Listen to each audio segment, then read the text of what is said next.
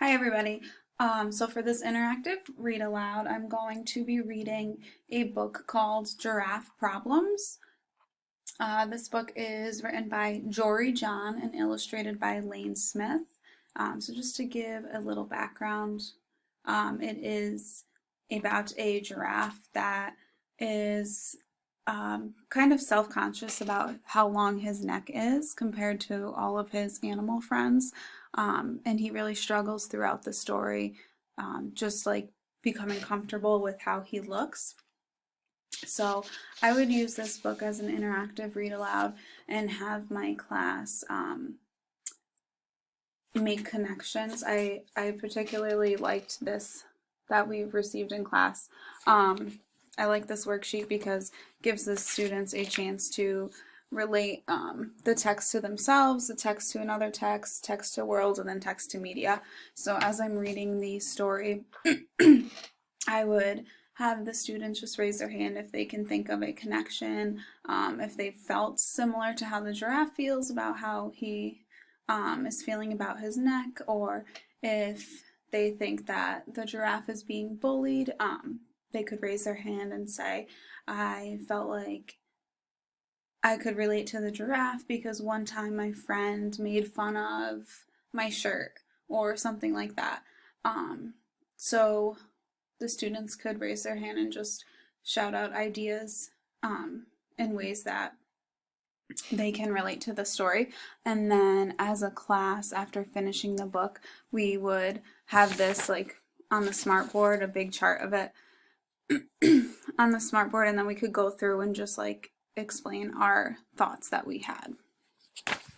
So, reading the story, I would start off with asking, what do you guys think the story is going to be about? Get their initial ideas, and then I would prompt them and just say, has there ever been a time where you were uncomfortable with something about yourself? Did you not like your hairstyle? Did you not like the color of your eyes? Did you not like the shirt you wore to school? Anything like that, just to get their minds thinking about what the giraffe is going to express throughout the story. Okay, so giraffe problems.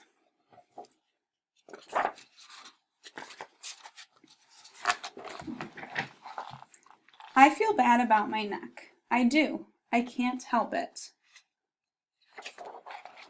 It's too long, it's too bendy, too narrow, too dopey, too patterned, too stretchy, too high, too lofty, too necky. Yes, my neck is too necky. Everybody stares at it. This guy, that guy, him, her, them, whatever that is, her again.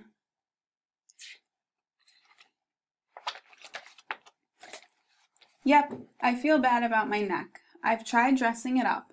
I've added a scarf, 2 scarves, a bundle of scarves, a mountain of scarves. I've tried bow ties and regular ties and both.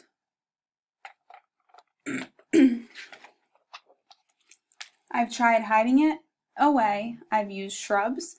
I've hung out in ditches. I've stood behind trees. I've spent time in the river.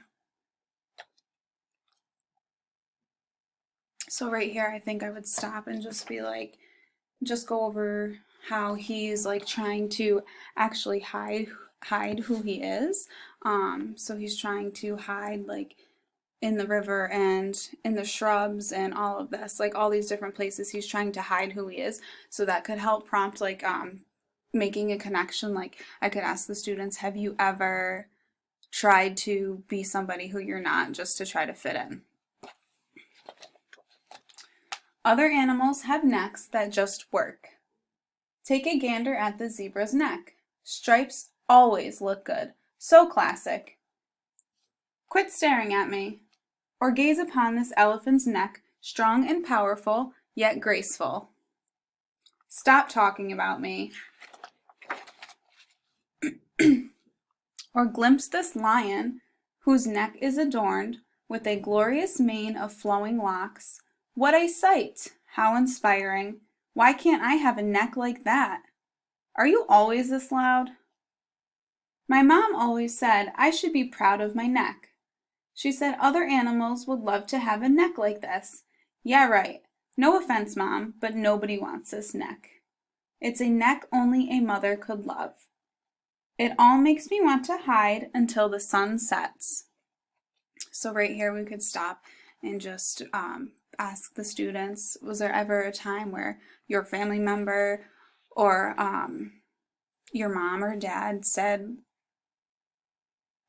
like something similar to what the giraffe's mom said, like other animals would love to have a neck like this? Have your parents ever told you other kids would love to have hair like that, or would love to be as tall as you, or love to be as short as you? Sheesh. Good evening. And now he's like wrapped around the turtle. I don't know if you guys can see it. I've been admiring your neck from afar. Oh, how I wish my neck looked like yours. I'd get so much done in a day. Goodness, I can only imagine all the reaching and grabbing and looking around I'd do. I'd accomplish many of my goals for sure. Meanwhile, I'm saddled with this little excuse for a neck.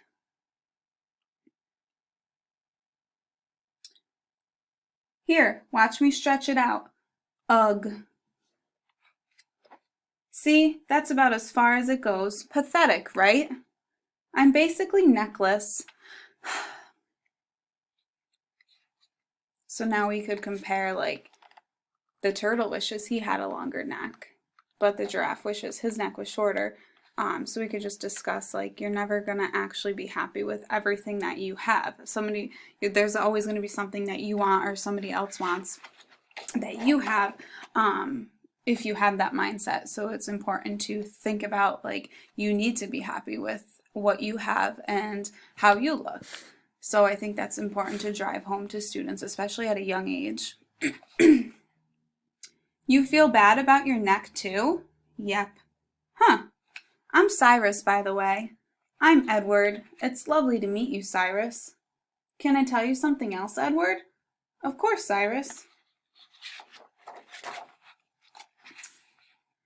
There is a hill in the distance, which you can surely see from your great vantage. I've stood on that very hill for 7 straight days now, staring skyward, watching as a single piece of fruit, a lone banana, slowly changed from green to yellow, ripening.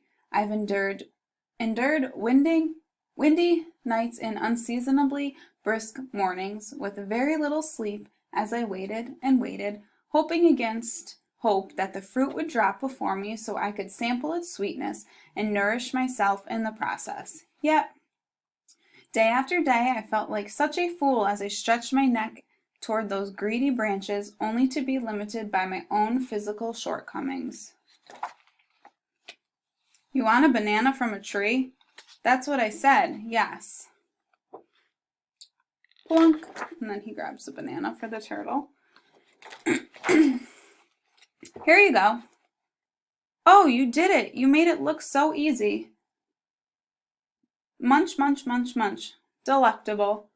So that's what a banana tastes like, huh? It was worth the wait. Edward, face it.